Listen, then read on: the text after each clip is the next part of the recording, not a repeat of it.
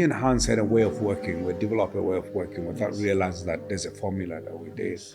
I'll walk in and he have chords, one or two chords, and we talk it through a couple of minutes. And he'll look at me and say, and tell somebody, turn the micro, Lebo has something in the head. And I'll go, "Ingwenyama, ningwenama," and I'm going to go, Oh, that's and crazy. And I start building that. And incredible. just as I'm about to leave, the director now starts telling me what this was about. And I saw at that time the image, I didn't know what it was, when Rafiki goes up, Pride Rock. And Hans saw me, looked like that.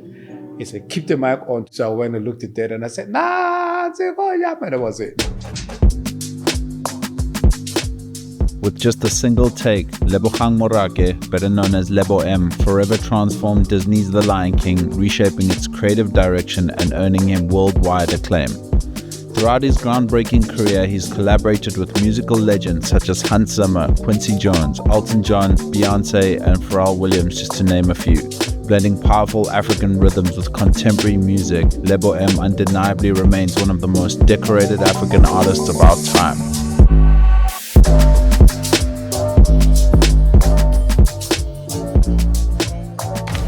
Heavy is the head that wear the crown. When I take the crown off, I put it on ice. The legendary Lebo M. Thank you so much for making time. I appreciate you. Absolutely. Tell me, if you are at some sort of a dinner party and at the rare occasion someone doesn't recognize you and they ask you what you do for a living, do you lead with producer first, musician? How do you best articulate what you do professionally? I'm still trying to figure that out.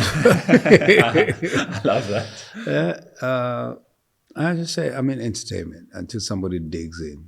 I love that. But depends who it is. I love that. Yeah, I love that. And if we are watching the Netflix documentary one day of your life, or maybe it's a live action movie and someone plays Lebo M, how would you see the beginning of that story? What would you see as the beginning? And feel free to give me as much sort of early context. I would imagine something to do with, if it were your parents, your early context. Probably the setting would be extreme poverty. Yes. The setting would be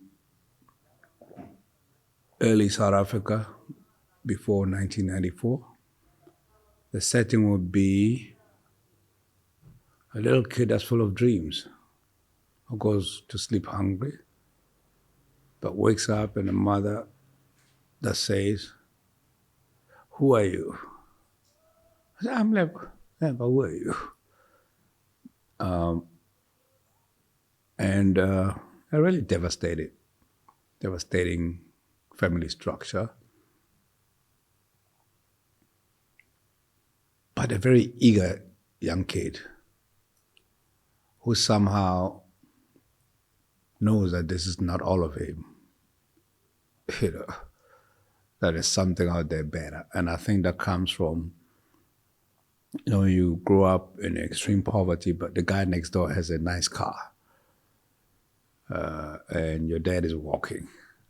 Yes. And you just from age 7, 8, 9, I want to be like this guy. What did you do differently from my dad or my family?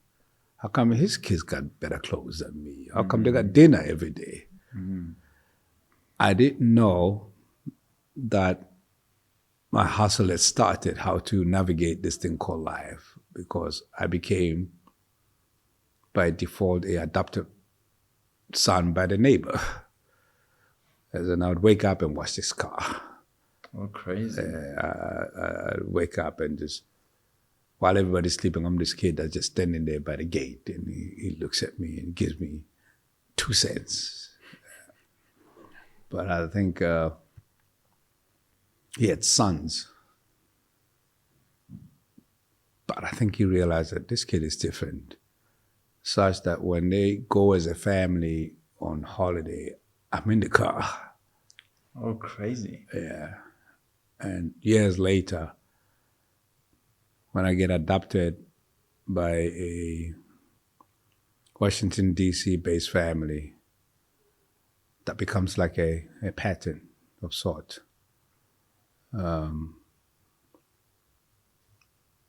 by the time I leave South Africa, I was 16 I left with a T-shirt, chasing a gig. By the time I'm 14, performing, singing at nightclubs in the township. How does that happen? How do you, I'm sure it's a time where like just flying in Africa must be difficult. How do you... Flying? Yeah, how do you what get do you mean, to aeroplane? America? Yeah. Forget flying. I'm from Soweto. How does that happen? I realize I'm from Soweto, Yeah. but by the time I'm 16, I don't even know that you have to have an ID. I don't even know that there's a world outside Soweto where there's white people and everybody else. Wow.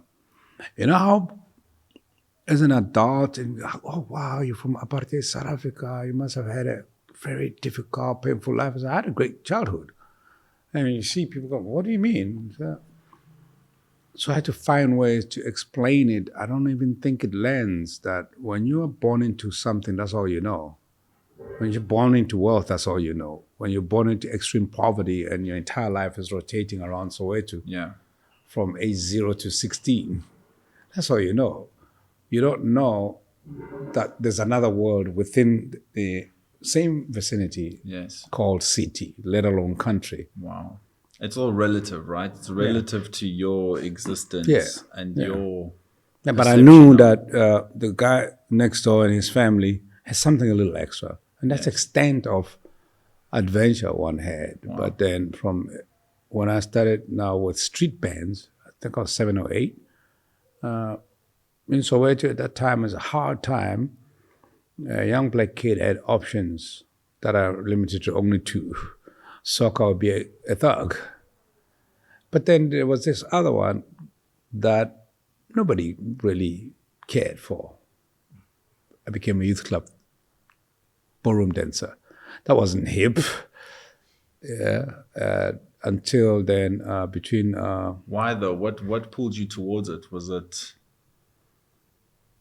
obviously, in retrospect, I was born into music. I was born, my dad and my mother were also Firetown singers, and I didn't know that until we buried my father at age 91. Wow. All I knew that he sang a lot. My mom and my dad sang a lot. My dad had every record that came out before the guy next door, who had a nice 6 mob on it. Incredible. Yeah, for some reason, if my dad had 5 rands, first thing he would bring home is a new record. So we'll fucking starve, and this guy comes in with the records, And it was the most cherished thing, when he goes to work, and I'm the kid that's listening to what he did, and I scratched the record. That's some serious beating for the next 2 weeks. So that's basically the generic, Yes. By the time I get to Tladi Youth Club in Soweto, I didn't realize that I'm chasing the entertainment business from a different angle. My love and passion for anything that had music. Because at a soccer game, there's no music. Yeah. Being part of the gangsters, there's no music. Yeah. Because it's not like now where kids have iPhone and Spotify. Yes. The only access to music was weddings and funerals, the way I grew up. So I think ballroom dance and being a youth club kid prepared me for my next phase, which is at 14, I become the youngest, probably illegal nightclub singer, background singer. Then when I leave at 16 for Lesotho, I left South Africa not for politics, but I come from a highly politicized era and environment and was not necessarily conscious of the politics until I got to Lesotho. But I went to Lesotho to chase a gig because the DJ that was playing at the Pelican got another gig to Lesotho, and I left with my friends, not realizing that I'm going to exile. That's insane. Yeah. And in the clubs, you were pretty much 14 singing. Background singer for the biggest talent of that era. That's crazy. And so this trip you go with your DJ friend you don't realize that that's just... No, I didn't go with my DJ friend. He was much older than me. Yes, he got a gig in Lesotho because it was a new club, but I had friends who I didn't know until years later were political activists. Wow. So they'll go Quite do their activism and hang out at the club, and they have this thing, and I hold something for them. So when they're leaving the country, we're all like drinking, and I've joined them. I didn't realize until we get to the border that, because they had their own underground plans, and I was left there alone in the middle of Caledon River, and I collapsed. That's crazy. And I collapsed, yeah. That's insane. Yeah, and I woke up in a new country, but I was not aware of that. And I saw a building, and it was like Victoria Hotel, and I just walked to that building thinking, okay, this is maybe the other side of Soweto. That's insane. Yeah, I learned maybe a couple of days later that I'm in a different country. What a great story, man. Yeah. That's crazy. And so you're around 14, 15 this time. How does America happen? You said you about 16 when you head to... When I get to Lesotho, refugees, of course, I learned that I'm a refugee. There was a stipend of 30 rands for probably the most powerful political people that you know that hang out here next door to you. Yeah. That wasn't fly for us, because I had a friend of mine. We were the two youngest in the entertainment business at that time. He was playing Bakanga, and he left before me. He had a passport, was 2 years older than me. And we realized, no, this is not 30 rands. Before that, at the Pelican, I was making maybe 50, and we started doing our own hustles. We were walking to a Victoria hotel and 5-star restaurant and ask them if they have a piano, and we entertain people. Incredible. I would sing and play percussion, he played piano. I wanted to ask you, where were you musically this time? You're singing, you can play a bit of percussion. I'm singing percussion. Anything? Yeah. Or No, I'm singing in just- percussion. okay. Yeah, and that's how we made more money. We became the most popular kids in Lesotho, I love that. and we did a hustle. We would connect the biggest politicians and businessmen from all over Africa with the best girls in town. That's amazing. Man. Yeah, What a it's great true. story. Yeah, but we wanted to go to America. Yes. And long story short, the then ambassador of Lesotho, based in Washington, D.C., had a liking to us. And anyone we came across, want to go to America.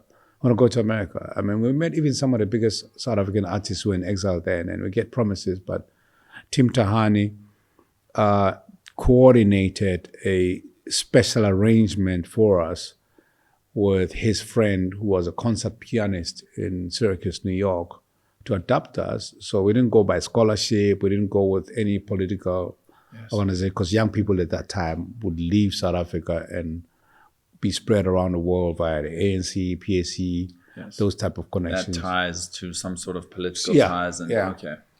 Our hustle took us to America. That's crazy, man. You went from singing to getting, and then how did it happen?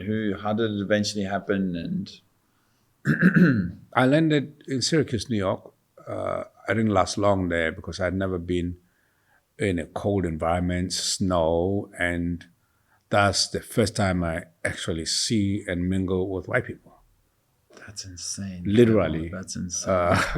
That's No, crazy. and that's in high school. Wow. And so you're 16, 17 this time. I'm 16. And do you know people that side? Do you? No, we got adopted by a black church. There was a Okay. special arrangement with a political lobbying organization called Trans-Africa. Yes. United Nations provided the passport because it was coordinated by an ambassador of Lesotho based in Washington, D.C. But when we got to Syracuse, we didn't have any money. There was no funding. So they had coordinated, introduced us to a black church in the community that adopted us. Yes. But that was cool. The part that was not cool was it was a very new and really weird environment. Yes. We had never been in a very formal structure. We lived with a concert pianist who was very strict, and we're trying to understand not only American culture, but being in a school that is predominantly white. After school, we're in the hood, so we liked the hood. Yeah, the hood gave us black church music and strip joints and nightclubs and everything that became us. And then we literally ran away from Syracuse and found our way to Tim Tahani's house, who was in D.C. That also was too formal. We went to Anacostia, the second ghetto. Yes. But Tim had arranged for us to audition for Duke Ellington School of the Arts. You know. I'm not sure if they accepted us because we're South African refugees or we're talent. I really don't know. I have no way of knowing that. I don't know if they felt sorry for us or I we don't had know, it. but I know that there was something different about us. Yes. And I finished high school that way, and I got adopted by Union Temple Baptist Church in DC. Finished high school, but while in high school, we did the same thing. You know, we played clubs, we played restaurants, because we knew this kind of gives us a bit of money. Yes. Then we had a friend that was based in Los Angeles. So the story is very long, but the long story is, Please take your time. his father was a very famous South African. Yes. And we wanted to kind of like break out and be stars. And we arranged a long bus of 4.5 days from Syracuse, went back to, from New York. We're between DC, New York, and Syracuse. Crazy. And we found ourselves in Los Angeles and met a really high-profile producer who, was going to take us to the studio. But when he realized that all our lives were based on him, and he dumped us there, and I was in the streets for like 2 years in LA. Jeez. But did the same hustle in LA, and the rest is history, basically. And you started the same hustle again, doing the same thing. Yeah. When do you transition into writing music versus just singing? Well, in LA, the hustle was different because Yes. LA had a lot more structured talent shows. LA had lot more structured musicianship community. Yes. And I started doing studio work. I'd be the coffee guy. Yes. And I ended up at Hilton Rosenthal's studio. Okay. Hilton Rosenthal is a South African that produced Johnny Clegg. Yes. And how I got to that is Johnny Clegg's bass player. I grew up with him, and we were in a street band. I ran into him, hustled our way to Johnny Clegg, and I got introduced to Johnny Clegg, and got introduced to the studio where Johnny Clegg did his recording with his producer and partner, and I was the coffee guy. And I met a guy named Hans Zimmer because he was looking for Johnny Clegg to do a movie called Power of One. Yes. And I was doing demos. The engineer would give me an opportunity to do demos when they finished their big stuff with Johnny Clegg and everybody big. And I was not aware that Hilton Rosenthal was listening to some of the stuff I was doing. So when Hans came looking for Johnny Clegg, Johnny was not there. And Hilton just said, try this kid. And next day I walked about 2.5 hours to Hans's studio, and long story short, I ended up co-writing, performing, and co-producing the Power of One soundtrack, and my friendship with Hans starts there. But before that, I had done the Oscars. Cry Freedom was nominated. Yes. I was the kid you call for any Yes. African stuff Okay. at that point, yeah. So anything to do with that pocket, they were calling you. And then, Yeah. you know what I love about Hans, in this, especially in this day and age, everyone who uses like DAWs, they use Ableton, they use Fruity Loops. When I learned a DAW, I learned Cubase. And the one thing I always appreciated was Hans Zimmer works on Cubase. So that's my biggest thing. So when anyone questions At that me time, on Cubase at that time, exactly. That's incredible. So you worked with Hans, and then is that a collaborative approach that, when does the first piece of, whether it's an image you see or is it a brief of The Lion King, I imagine that would naturally come next. Yeah, after Power of One, I'd done a lot of like gigs, not Yes. making a lot of money, as in writing gigs and color arranging. I was introduced to Joe Zawinul of Yes. Weather Report, who was huge at that time, Yes. because I also joined Sarafina, the Broadway production that did the US tour. Yes. And it was okay for Hilton to say, try this kid. But in conversation, I just done something with Joe Zawinul, who was Hans Zimmer's biggest hero. And that's what got me to Hans' studio, because he loved Joe Zawinul. Joe Zawinul was like the ultimate. The goat, yeah. Then after Power of One, I don't remember sequentially, I did a couple of movies. Yes. And then this is the time now between 91 and 92, refugees could come home to South Africa. So I didn't care anymore about America. I was basically, when I got the call to do the demo, I was in South Africa. In fact, I was deep in Soweto. And it's not the time of cell phones. Apparently, they took 4 or 5 days to find me. Yes. Because Hans now got this gig. Long story short, Hans got this gig because of Power of One. Yes. And I was flown into LA to do a demo. I flown in the morning and wrote the very thing that you hear 30 years later and went back home. And did they show you, did they have like a small sketch of something, or what did they give you? I kind of got a sense, because me and Hans had a way of working. We developed a way of working without realizing that there's a formula that we did. Yes. I would walk in and he'd have chords, 1 or 2 chords, and we talk it through a couple of minutes, and he'd look at me and say, and tell somebody, turn the micro, Lebo has something in the head, and I go, and I'm going to go, oh, that's crazy. Then I call it the room, the 9 white people, I didn't know who they were. It's just me, Hans, and 9 white people. Yeah. And they go, whoa. And I start building that. That's and incredible. Just as I was about to leave, the director now starts telling me what this was about. And I saw at that time the image, I didn't know what it was, when Rafiki goes up Pride Lane, Pride Rock, and Hans saw me, Hans saw me, looked like that. He said, keep the mic on to Jay Rifkin, who was a refugee. So I went and looked at that and I said, nah, and that was it. Oh, that's such a crazy story. It was a demo, and then I went home.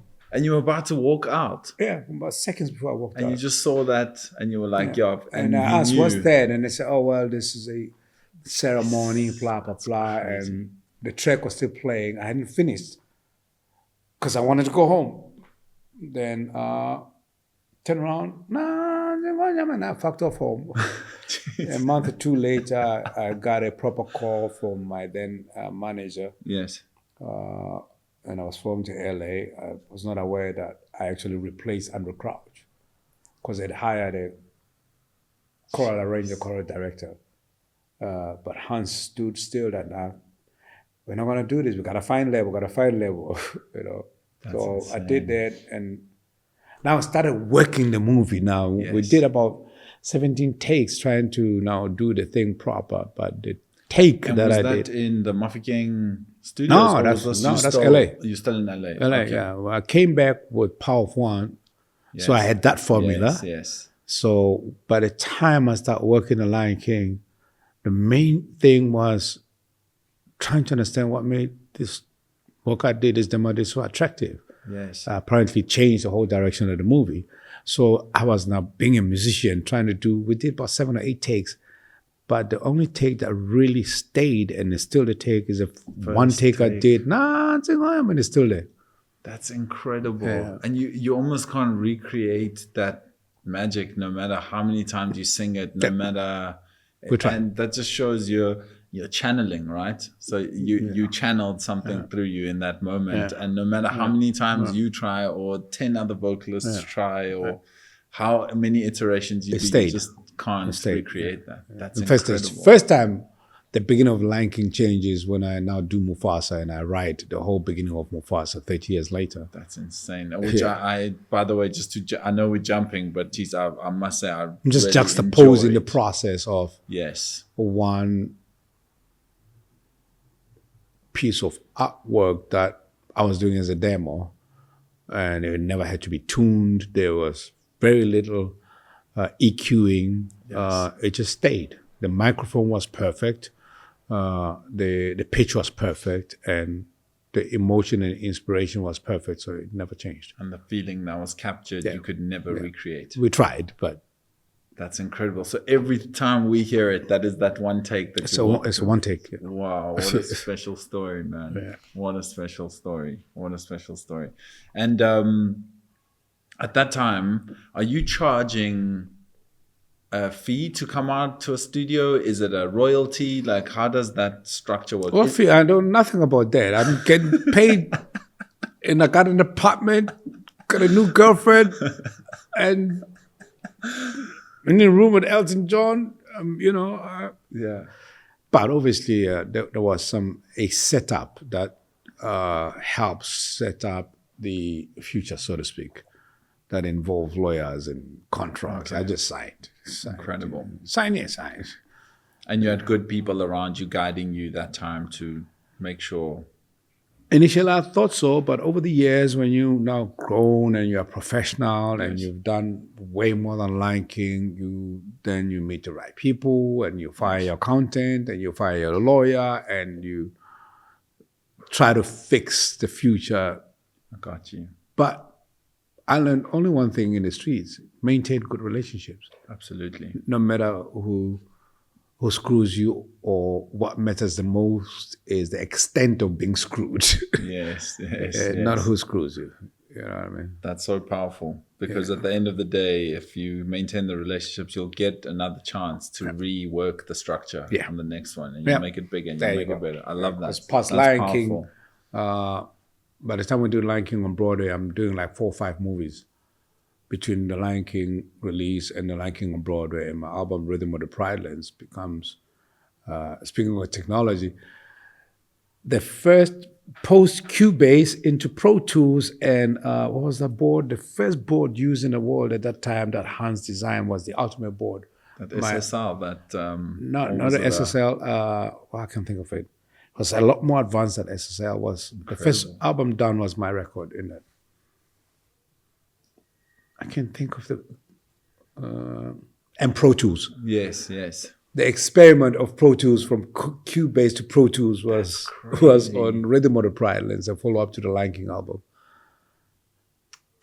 And so those Muffy King studios that were built, was that in conjunction with now? Because they had quite a big tie to the Lion King, right? That studio, at that time, I learned about it with the Lion King, because when we came to do to replace all the American choral parts I'd written for Power of One, yes, we created a mobile studio at Toron and recorded there. And then when I'm there, I heard that there was this studio in Mabatu. Yes. Before leaving back to America, because I was not really based here at home yet. Yes. We drove about an hour and a half to this really cool studio, but I'm not technical. I happened to go there with Jay Rifkin, who was Hans's main engineer. And everybody walked in there and said, this is like probably one of the top 3 studios in the world at that time. And when they explained to me, that's when I learned SSL actually, because Pop Studio had the 3rd or 4th SSL in the world. Apparently at the time it was the biggest disc in the world, one of the biggest discs that had been extended out. That's insane. And Pop Studio had that. So by the time the opportunity for Lion King comes, I had now known that, Jay, there's that place. And literally within 48 hours, we're landing in South Africa, redoing the entire Lion King choral, and this time we even did a little bit more of the instrumentations that we're not happy with. Yes, that's the relationship we have with Pop Studios. Left your aura there, you know, whenever you're there. By the time I moved home, I would basically book Pop Studios for 2 months. Crazy.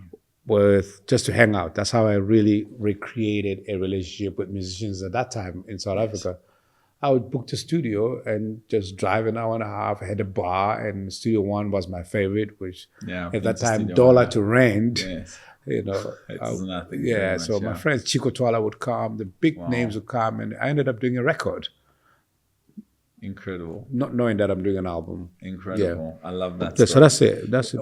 When would you say your life changes financially? Is it post Lion King coming out, or what was the biggest first check that you got that you were like, wow, okay, things are going to be different from here? Well, it depends, because now it's relative. Because the first check I got for Power of War was the biggest money I've ever seen in my entire life. Well, I learned later it was all well, you know. Yeah.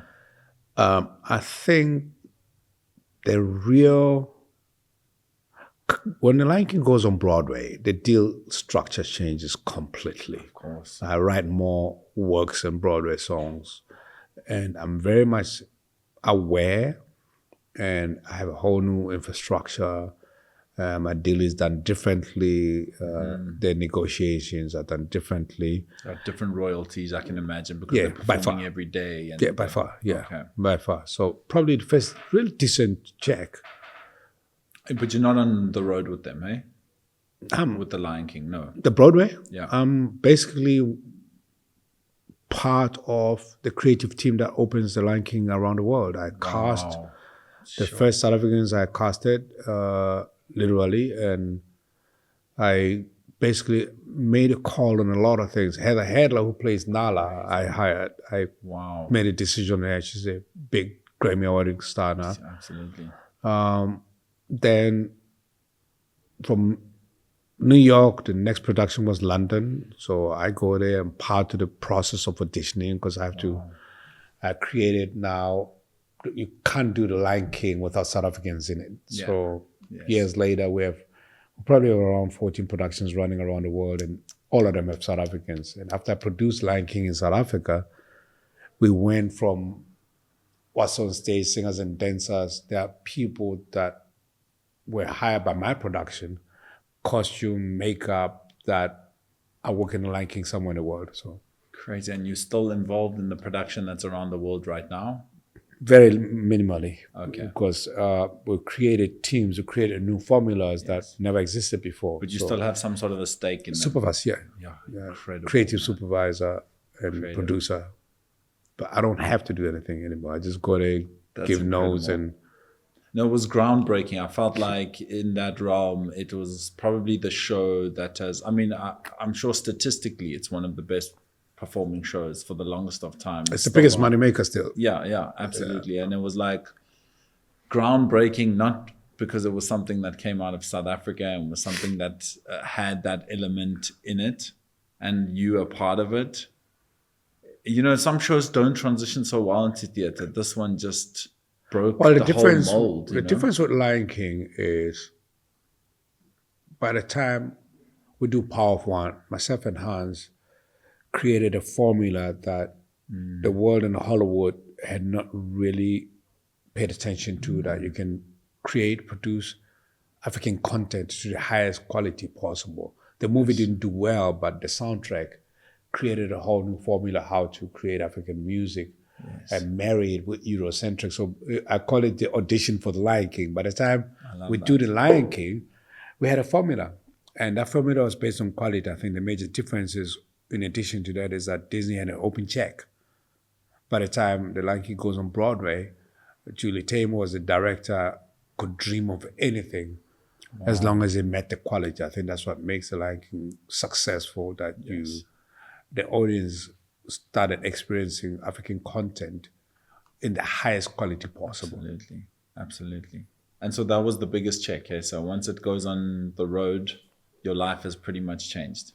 Yeah, biggest check, relatively so, by the way. Yeah, of course. No, I love that you said that, because that first check was probably way smaller, but probably meant, if not more, the first time you get it. You know, I was able to buy a house, look at that way. Amazing. I love that.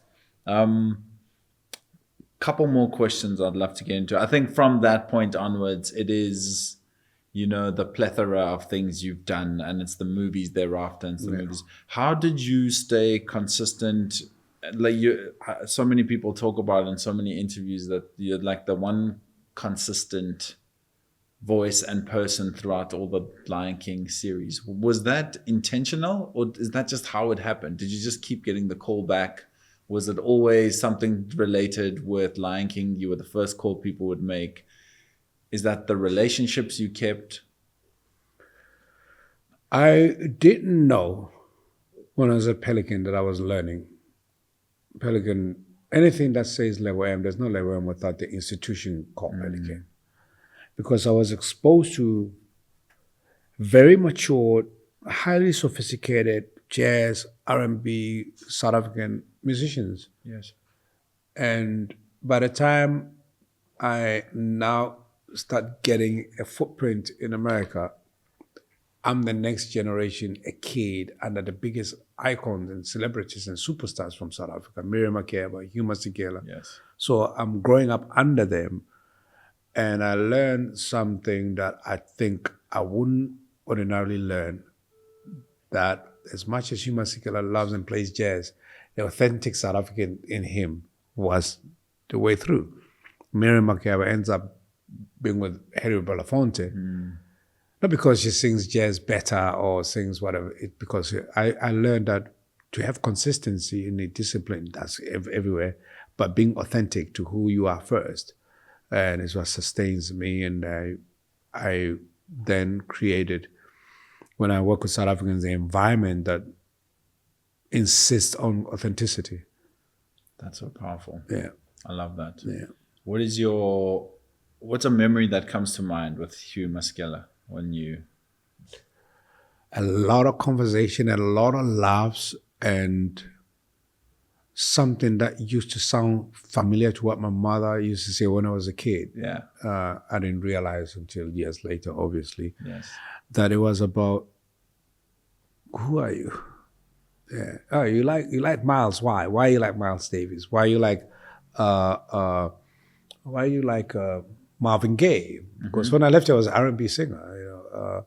Why? You know, why? And in that process, by default, I did do research. And I realized that the music that I heard as a kid, Ladies with Members, became my hero, my university, and I listen to that stuff differently now, which was, in South Africa, you were not hip if you didn't listen to jazz, Louis Armstrong.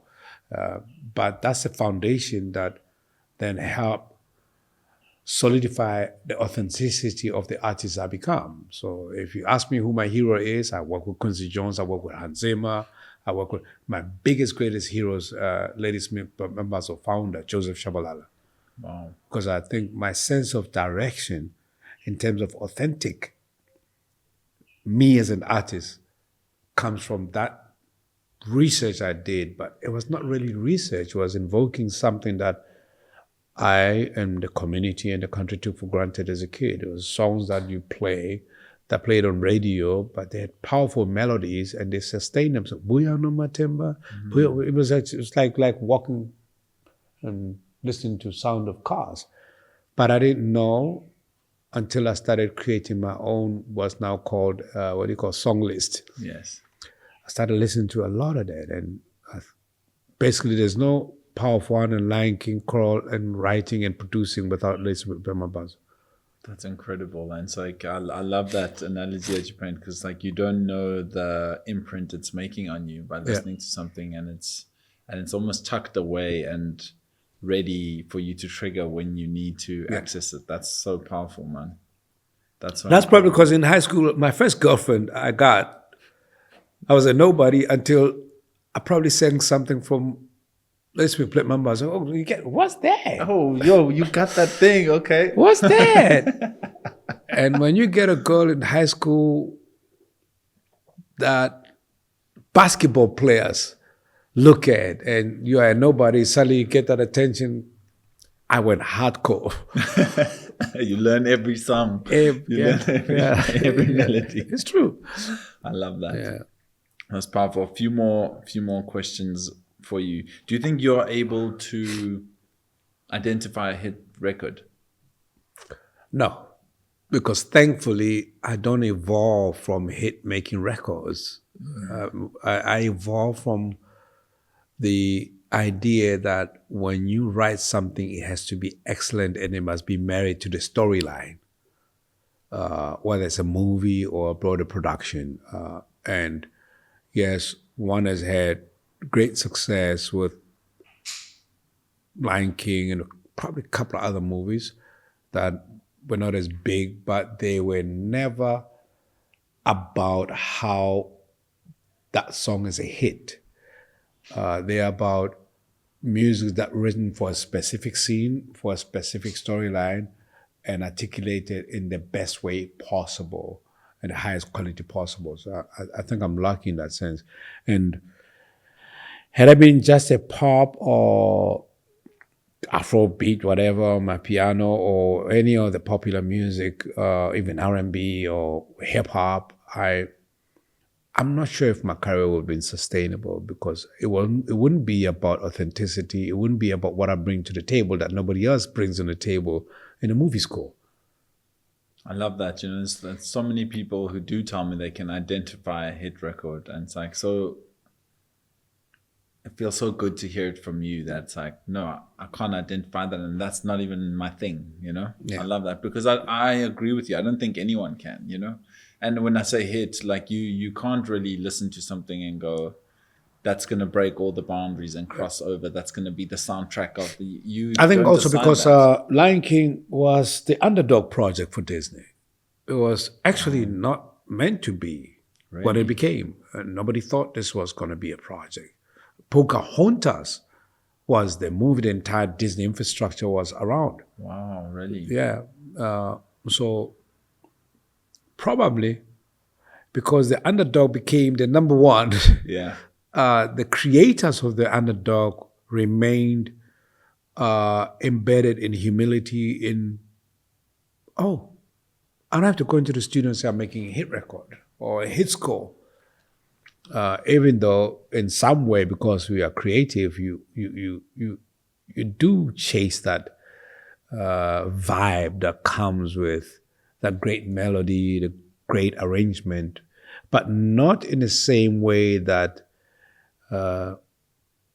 hit seekers spend their life looking for the next hit. There's only a few people that could bring number one song every time they release something. It's Michael Jackson or people that every time something they bring out is going to be number one. Yes. Yes. Who would you say is the most important artist in your existence? In what sense? If you could think of one artist that has meant the most important, would you say it's Ladysmith Black Mambazo, or like would you say that has had the biggest impact on you musically? As an anchor, it'll always be Ladysmith, Yes. Joseph Shabalala, more specifically the founder of Ladysmith Black Mambazo, because the group does not exist without his leadership and his writing skill and his everything else. So as an anchor, in terms of spiritual identity and authenticity and all of that, but in terms of what I become, it's not limited to one person. It's Kaifa Semenya, South African composer, arranger of that time that no one knows is behind the biggest hits of Huma Sikela, Miriam Makeba, and Letambulu, who were the three icons at that time before any of us went to exile. I think his work, early work I was exposed to at the Pelican, had a huge impact on how I started appreciating arranging differently.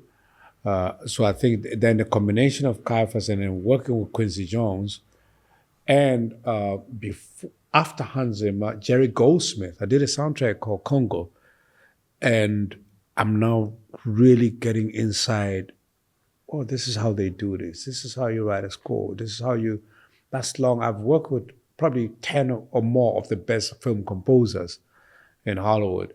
Hans is different,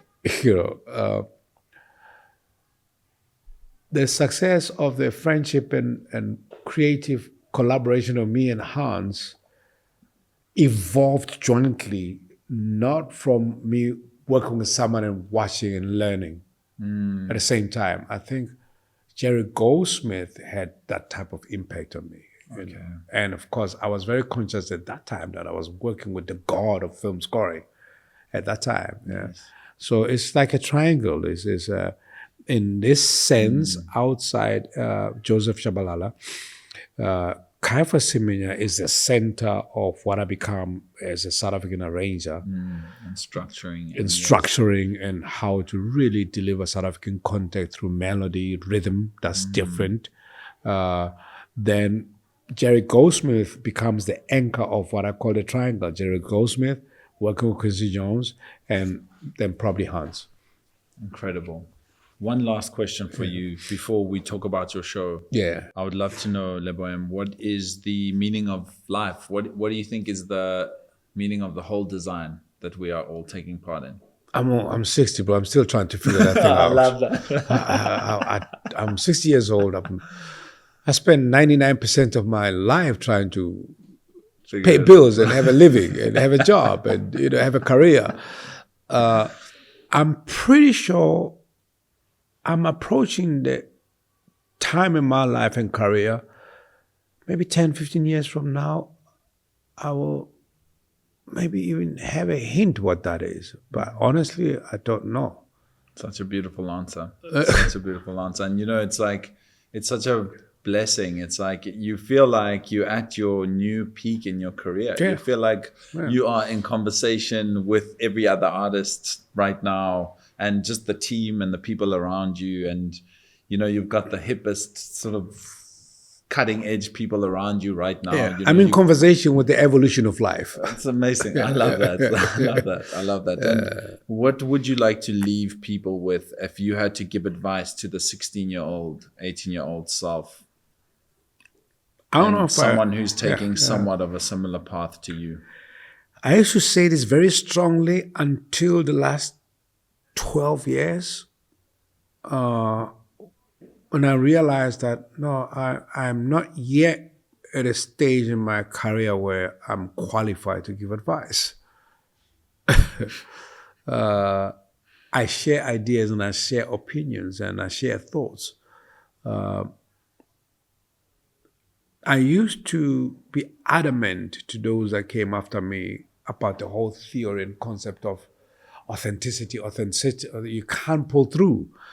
But the recent past, which is not the future, has taught me to be very careful about that, because when you look at the impact of South African music in the last 10 years around the world, commercial music that is, it has broken boundaries such that no one can question my piano around the world. Yeah, but before my piano was something else. Before Black Coffee, there was something else. So boundaries and envelope has always been pushed. I think the only thought process I can share is, what's your money? And know the value of your creative self, how it relates to the bank. I love that. That's powerful. Yeah. Save. Keep your eye on it. Keep your eye on it, yeah. I love that. That's very powerful. Thank you so much for making time. I just want to honor you, Lebo M. You're such a legend. I don't think the word even accomplishes what you have added to the industry. And thank you. How about a hustler who's still trying to figure out life? Hey, I love that. I love that. That's exactly what you are. And talk to me about the show. It's April 18th. April 18th. Yeah. You're bringing Hans Zimmer for the first time. You know, as a promoter, if I can tell you how many times I've tried to book Hans Zimmer into South Africa and I've failed every single time. I don't think people realize that you can't just get him to come out here. And it's difficult to book him. That was easy for me. I Here, put a gun in his head. You just come all of a sudden, just soft post on a Thursday. You're bringing him with you. Well, like anybody else, I've always had a dream. Yes. Yeah. From the moment I think I entered the stage at the Pelican at age 14 to the last amazing 10 years of my career, I always knew that I'm a performer before anything else. Yeah. So that dream has always been there. What became a reality is some 13 years ago, when the idea of me doing a concert, which died 2 hours after it came, I realized that my career path and the quality of work that I have delivered at that point, 12, 13 years ago, after I produced The Lion King South Africa, I brought The Lion King to South Africa, still making me the only Black producer of The Lion King from day one of the Broadway production, which was a huge, huge task. And after that, I produced the opening and closing ceremonies of the FIFA World Cup as executive producer, and I led the entire opening ceremony, and then jointly we did it. I knew that my job is different, I can announce a concert, but then my childhood dream would be nothing if that became a success commercially. Whether I would sell out an arena or whatever. Because I've been doing that for 10 years. I've been a special guest on Hans Zimmer tours around the world. I've been special guest on Havasi, on many other really big products around the world. Then last year I did the World of Hans Zimmer. But I think the biggest challenge for me was whatever I do on stage as Lebo M, long before I even invited Hans Zimmer, I knew that the quality of what I put on stage as Lebo M now, the artist and the performer, if it makes money, I would have sleepless nights. But if it makes money and leaves a legacy of impactful, here's the next level of how to produce African content on stage, I'll be at peace.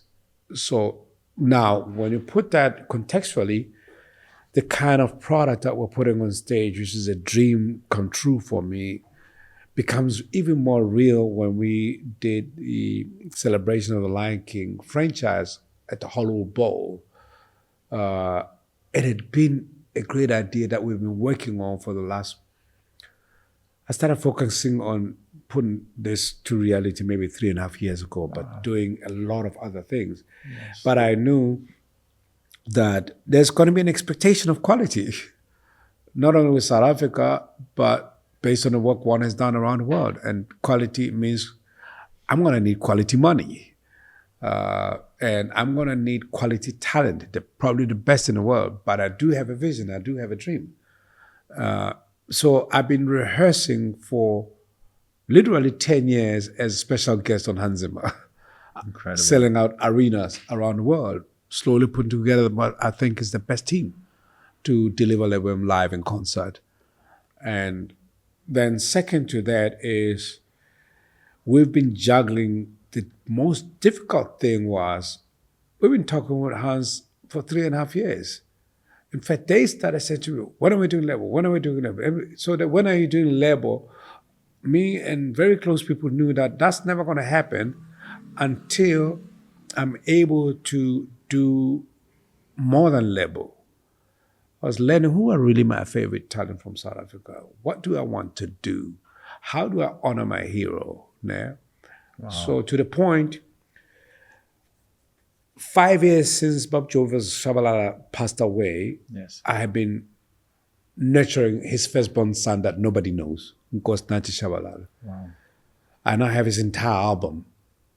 Yeah, so to honor his father, he wrote this brilliant song called M7s, but nobody knows him. They know his younger brothers, late Split Blackman brothers. Yes, yes.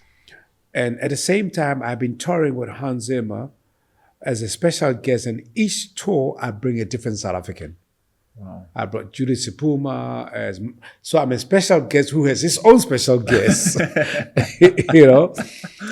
And in that process, my daughter has done about 3 or 4 Hans Zimmer live concerts, literally sold out arenas around the world. So I started conceptualizing how my show is going to be different technologically, bring the best sound design in the world. Wow. Bring the best set and lighting design in the world, then tell a story. My concert is going to be opened by Mikasa. It's my opening act. Beautiful. I did the Lion King 25th anniversary in London. My special guest was Drakensberg Boys Choir. Wow. No one has ever seen that. And that's been in the back of my mind that I got to figure out how to incorporate Drakensberg Boys Choir as my special guest. Ndlovu Choir, I've seen them once or twice. And so I got into that really horrible, expensive habit of go big or go home, you know? So it's incredible. It's a monumental moment. Yeah, you know, I'm actually not surprised this is your first big concert that you're putting together, because you strike me as someone who is meticulous and will wait no matter how long it takes. In this case, 13 years. 13 years to put something that you are going to be proud of and that you are working towards, and you have figured out in your mind what it's going to look like. South Africans do buy tickets late. Just a warning from my side. So that's somebody else's headache. My headache is what's going on that stage. Let me guarantee you we'll all be there. I think everyone's going to be there too. I'm very excited finally, because we're getting a very overwhelming response, which is something I never really pay attention to. I don't think I'm focused on me being proud. Yes. I think I'm a lot more interested and focused in the idea that I'm a South African first, and I want South Africans to be very proud. Wow. The same way they are very proud when they go around the world to watch my work with Lion King. The same way they are. The last time I felt that energy of pride is when I produced Lion King South Africa. So I think I have that earning. It's like I need my dose. Yes. So I'm really proud that I'm told that even from a sales point of view, kind of like Amazing. I'm not surprised. breaking records. I love that. We broke records with the Lion King with the Broadway. Yes. So I'm really excited that we'll have an audience. Incredible. And it's just such an amazing thing to see. You have the sparkle in your eye. You are so excited about a project. I am. By the time we finally, because it's been crazy for me and Hans, quite frankly, which was another thing that held us from announcing, because we decided, listen, I'm doing a concert this year. It's 30 years since The Lion King. I just turned 60. My mother's 100 years old. All these numbers are coming together. So we booked the Artscape and blah, blah, blah. While we're talking, me and Hans and all the people around us trying to figure out, because there was also that thing, I said, well, I guess I can't do anymore. Because then the schedule opened up. We did this last tour, and my lead guys came in, and we're able to lock a friendship that says me and Hans are coming back to where it all started with the Power of One, and the rest is history. That's incredible. Yeah. Sir, thank you so much. Yeah. I really appreciate you taking the thank time. You. I'll be linking the tickets at the bottom, and appreciate it. Thank you for making time. I feel like we can sit here and speak for 3 hours. I want to pick your brain so much. You have so much knowledge, and thank you for being so open to part with that knowledge. Absolutely. Thank you for having me. And appreciate good luck. It, We'll be there. We'll be in the crowd. We don't need free tickets. We'll be there. We're buying.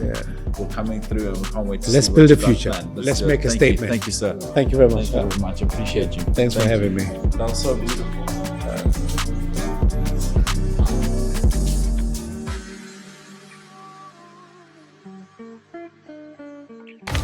Heavy is the head that wear the crown. When I take the crown off, I put it on ice.